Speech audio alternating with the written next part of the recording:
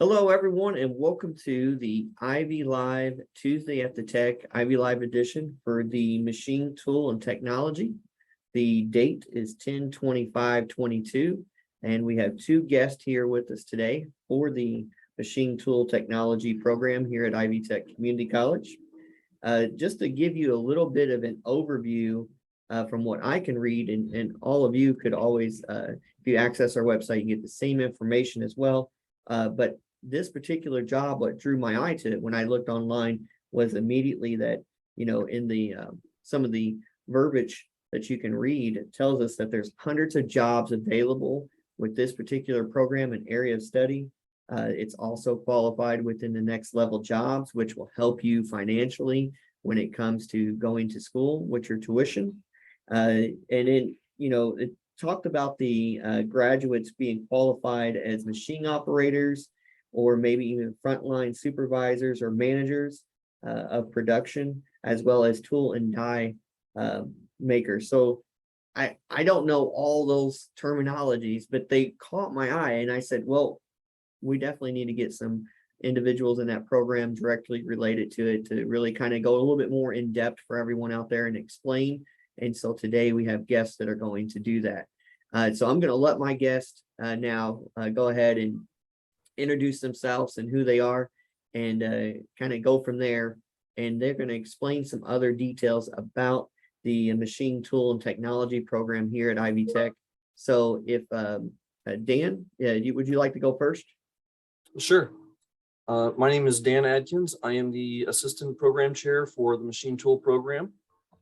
And as of right now, for the most part, I teach most of the classes, but Mr. Nagy there is one of my top adjuncts. The students all really like real well.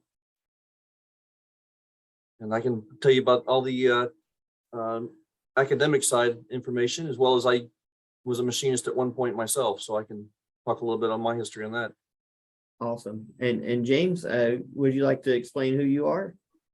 My name is James Nagy. I am presently employed full-time with Evansville Tool and Die. I've been here since the early 80s. I like to work a lot. I've done building tools and dies, many of them. Right now, my main responsibilities are rebuilding and reconditioning a line of tools for Cleveland Cliffs Manufacturing in Rockport. One time they were called AK Steel. And the thing that I like most about this trade is there's always something new to learn, which is the spice of life. Awesome. Yeah, just about with everything, there's always advanced technology or more stuff coming in to learn. But when we talk about machine tool and technology, just the concepts that I've heard about, you can definitely see the diverse and different new features coming to the market, new ways that companies are handling all the aspects of that type of technology. Dan, if you wouldn't mind, from your perspective of being, in the area you are with Ivy Tech in the machine tool and technology program, can you explain just what a classroom environment looks like and what the students may experience or what they're going to learn? Other than a few of the classes being lecture based, most of the machining classes are all hands-on. There might be a little bit of lecturing. For example, a manual lathe class might be a little bit of lecturing at the first couple classes, but then it's all hands-on. They're making parts, and they're also inspecting those parts as well. The intro class is about half lecture, because the intro class is basically taking everything in a machine shop and throwing it all at the students at once. So it's quite a bit of lecture into that one, but then we spend the second half of the semester making some very basic projects, getting some introduction to some of the different machines and how they work. And then all the way up into CNC, which is a lot of hands-on stuff, mostly hands-on actually. Awesome. And James, can you express some of your experience of being at in the tool or the machine tool and technology program at Ivy Tech, and what was it like as a student? Well, I am a firm believer in hands-on. The more experience that the kids can get operating the machines, the farther they're going to be along when it comes to time to find an occupation. And there are a lot of jobs available. Evansville Tool and Die is just always seems to be hard pressed to keep people here because there just aren't enough operators and people with experience. And we don't like to hire somebody off the street who doesn't have some kind of machine experience. And my understanding that's pretty typical around the tri-state here. I really enjoy working with kids of that age or young adults of that age because they are hungry to get that knowledge. So Right. it's important. Awesome. What do you think, and this is for both of you, what do you think the biggest challenge is for somebody identifying if they want to get involved with this particular program or something even similar? What do you think their biggest hurdles are? Do you think it's more like the fact that they're afraid they won't be able to do the job? Is it the physical aspect? What do you think that may be? Actually, I think, oh, go ahead, Dan. Go ahead. Good, Jim. Good. Well, but I think it's difficult for students to actually get an idea of what these jobs are entail. And without going and spending time online and looking at the kind of work they're going to be doing, they don't seem to know a whole lot about it. And I'm not sure how to get more visual aids to them without actually looking online. So much of this industry is constantly working. It isn't, especially within the machine trade, there isn't nearly as much sit down time as certain other jobs. And there's sometimes people don't like that too much. They want something that is a little easier to do. Yeah. I think a lot of it is also the school systems. I mean, before I moved to Evansville, I worked quite a bit with high schools where I was from up north, and it was all the white collar jobs, doctors, lawyers, psychiatrists. It was always frowned upon to be in the trades. And some people have that idea of they think it's like they think of a foundry where everything is dirty, filthy, and greasy and what like that. And I've been in I don't think I can name names of the companies, but I've been in some companies that make medical equipment or stuff like that, and you can literally eat off the floor. That's how clean it is. I'm going to check on a machine I have running. Sorry, I'll be No, you're right back. fine, James. Go ahead. See, he's talking about busy work and he has to continue to work. I mean, but you know what? That's good when you're in an environment like that where you get to do what you've been taught to do in the classroom, and then as being an adjunct professor, James is, and doing all that with the school, and then he gets to continue to do it. But let me go ahead, and I know, Dan, you have some pictures I'm going to bring up on the screen, and you can kind of walk us through the pictures. Let me get them on the screen for us. Okay, can you see them, Dan? Yeah. Okay, so this is the first picture here that you sent over. Can you explain that picture?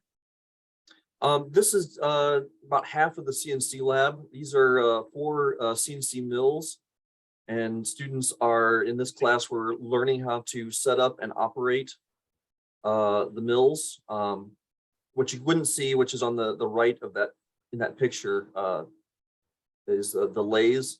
So in this class is set up and operation. So they spent, they spend about half the semester learning how to set up and run a mill, and they spend the other half learning how to set up and run a CNC lathe. Gotcha.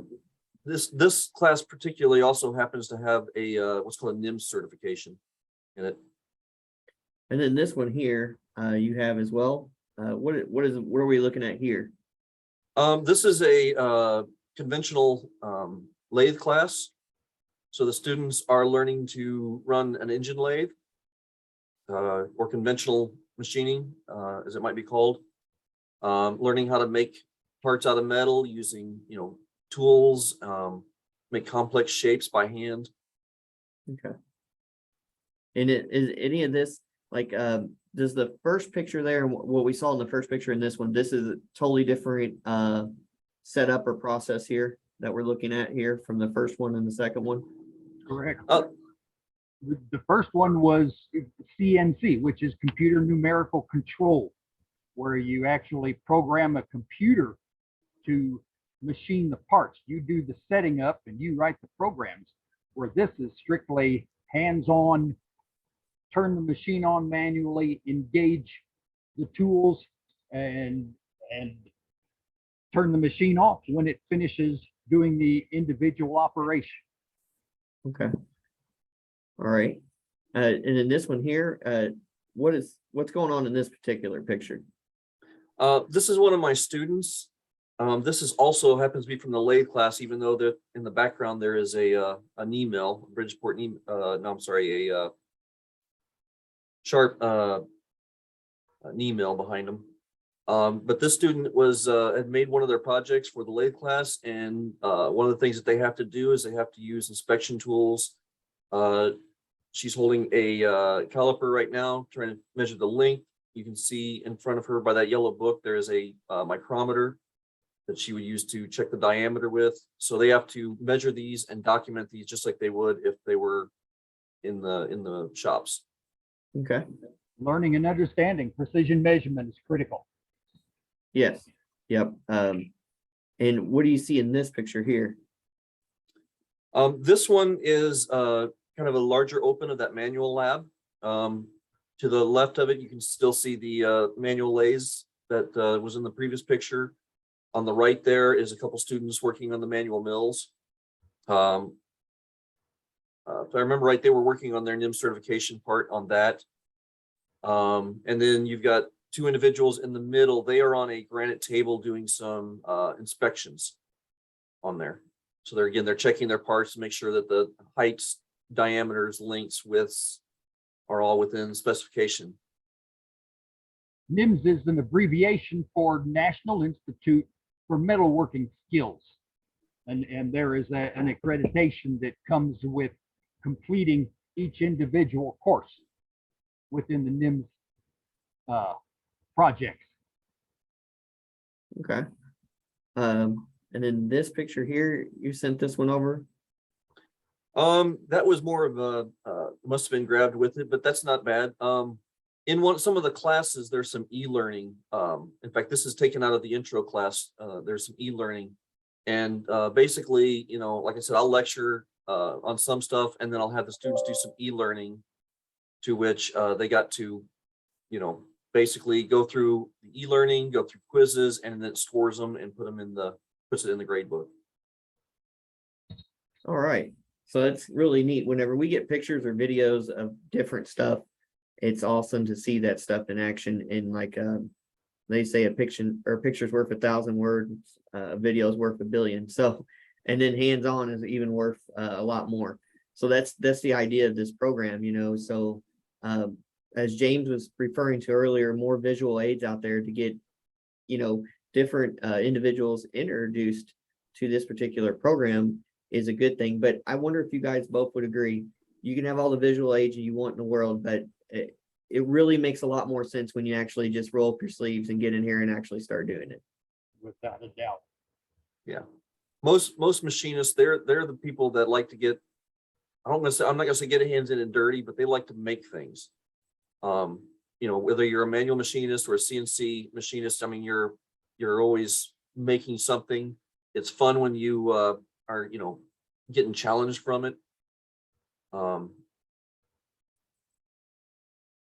There is honestly a great deal of satisfaction in learning how to take the things you learn and apply them not only to your occupation, but to things around the house that you might need to fix.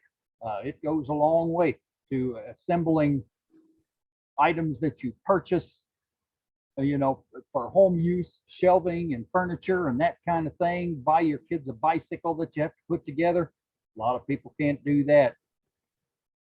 That's right. It does get difficult sometimes. Those basketball goals that you get, they got like 100 different parts for just one area, and then there's another 100 for another area of the goal.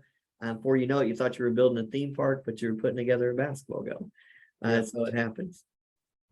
And So a lot of people don't even realize how much machining is done around them.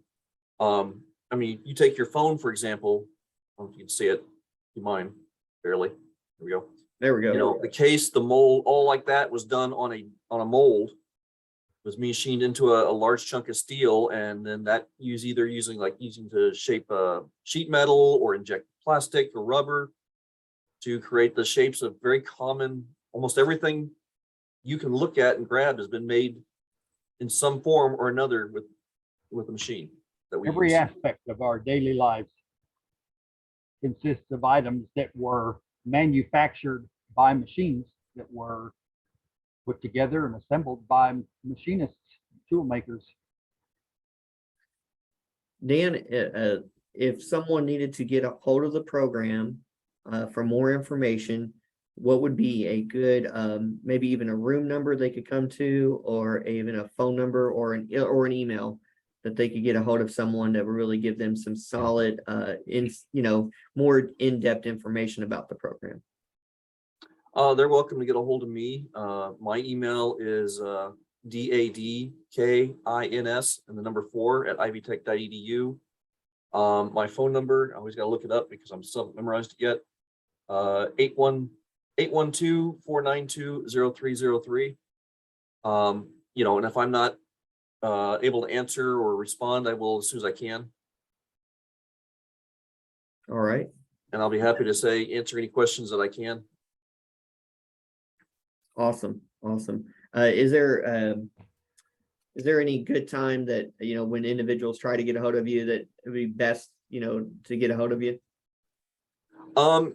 It changes every semester. I am, for the most part, usually on campus on Tuesdays through Thursdays, but my classes are constantly changing. So it all depends on what classes I'm teaching and when. Awesome. Okay. All right. James, do you have any information or any more information you'd like to share, or even any more just words of inspiration to get anybody out there that's interested to just come on and give it a try? Good question. I'm not really sure. I'm strictly an adjunct, so I'm more or less along for the ride at this point. Ms. Zimmerman has been very helpful, and Dan is. I thoroughly enjoy working with Dan, and I haven't worked with anybody there yet that I don't like a whole lot. So I enjoy the whole atmosphere. It's a shame the budget causes shortages in tooling and machines. I've heard some of the students claim they wish there was more individual access instead of having to take turns on the machines, but it isn't a production setting. It's strictly a learning environment. So there are limits. Well, it's good that you have at least the environment of everyone so far has been really good to work with. And that's a good thing, because when you have the personnel beside you that are willing to help you, willing to talk with you, and willing to be right there with you in the trenches, helping out with the students and stuff and that type of stuff, that goes a long way. It goes a really long way. And the program in Evansville is being rebuilt. When I first got here, it was barely running.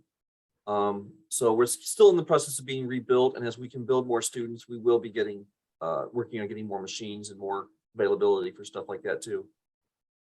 Awesome. That's good. And that's with anything, with the advancement of new technology, or the advancement of individuals wanting different programs or wanting different features of a program. As time progresses, those things come into play. And when the demand is there, the production becomes there. And so that's a good thing. So I want to thank you guys so much, Dan, and James for coming on here and talking about the machine tool technology program at Ivy Tech Community College. You guys have Dan's information there. Anybody out there listening, and if you want any more information, you can contact the admissions office as well. We'll be here to help you out. But Dan would give you a little bit more in-depth information. So don't hesitate. If you're out there wondering if this is a program for you or you'd like to do it, reach out. Ivy Tech is here to help. So thank you guys again. And thank you to everyone out there watching. And we'll see you Thank you, next John. time. Thanks, Dan. See you soon. Thank you, sir.